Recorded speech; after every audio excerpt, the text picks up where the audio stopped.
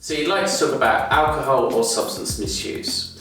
So this is indeed a mental health concern, something that we need to address quite quickly for you. Now I want you to understand why we don't necessarily prescribe straight away for people with substance and alcohol misuse.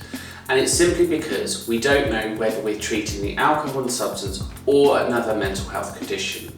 So we do need to make sure that we're taking time to assess you correctly when dealing with these problems. Now, before we start, we need to do a clear definition or an understanding about alcohol misuse and what this might mean to you. It is recommended that we don't consume more than 14 units a week, consumed over at least 3 days. Now, the research is showing there is really no safe amount per person because, again, it depends upon body weight and size. Binge drinking is seen as somebody that consumes more than 8 units in one sitting. So again, just understand the type of drinker you are. Just because you may only drink once a week doesn't necessarily mean you haven't got an alcohol misuse problem. And it's important for us to have a clear and concise conversation about this to enable to help you in the best treatment and way forward. Alcohol dependency is defined by craving intolerance, despite how harmful this can be to you or accepting the consequences. During your assessment, you'll be asked to keep a drinks diary or at least be able to tell the practitioner how much you're drinking. The following is for guidance only. Screening for alcohol is done by the Audit C tool. This can be done with your GP or mental health practitioner. Through this, they'll ask you a series of questions to identify how the alcohol and substances affect you in the day-to-day.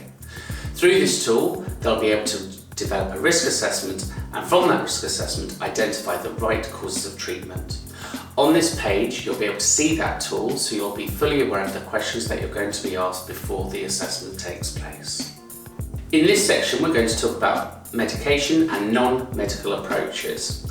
For medication, you may be assisted in the withdrawal of alcohol. It's important that you don't stop until you have spoken to your medical practitioner or GP. Equally, you may be prescribed vitamins, and again, if you look at the list below, there's further information and advice around these, what they're for and how they're best used. Now, non-medical approaches is going to be around cognitive behaviour therapy, looking at why we're drinking and the effects that it has on us, looking at the choices we're making and why we do them. Equally, below we've listed some techniques and tips on how to reduce your consumption, changing your habits, looking at the ways in which you drink, or changing your routine entirely. We hope that these techniques and tips will help you achieve your goals and to help reduce your alcohol consumption to a safe level. I was wondering if there was anything else I could help you with today. If there is, please go back to the homepage and click on the relevant links.